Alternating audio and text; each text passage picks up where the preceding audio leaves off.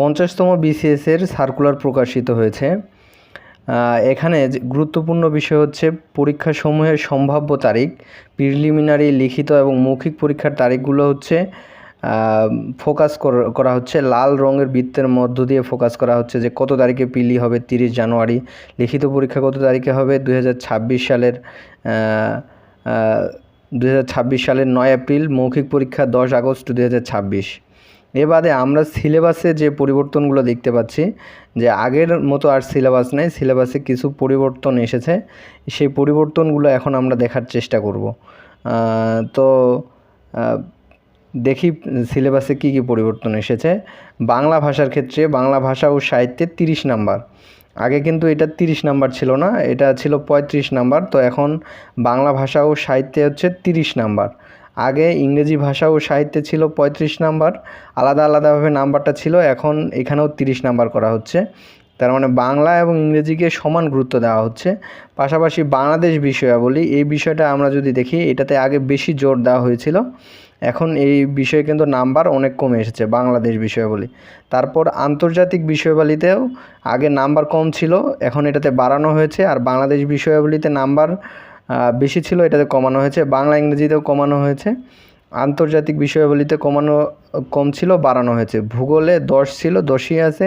সাধারণ বিজ্ঞানে 15 ছিল, 15ই আছে। কম্পিউটার ও তথ্য প্রযুক্তিতে 15 ছিল, গাণিতিক যুক্তিতে 20, মানে এটা হচ্ছে বাড়ানো হয়েছে 5। আর মানসিক দক্ষতাতে 15 ছিল, 15ই আছে। নৈতিকতা, মূল্যবোধ ও সুশাসনে হচ্ছে 15 নাম্বার, এখানে আগে ছিল 10, তার মানে 5 নাম্বার এখানে বাড়ানো হয়েছে।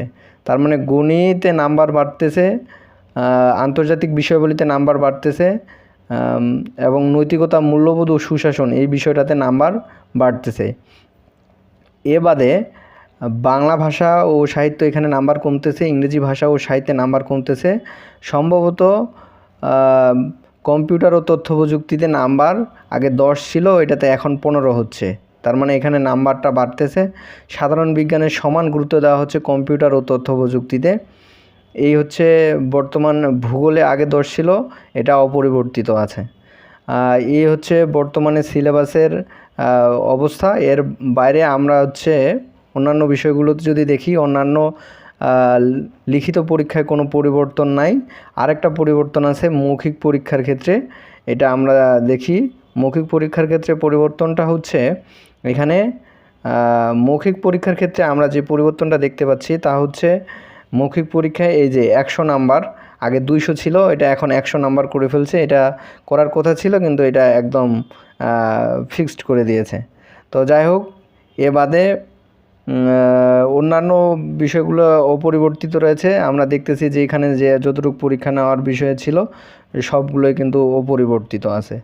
তো এই হচ্ছে বিষয় আশয়, এছাড়া আর কোনো পরিবর্তন আজ নেই।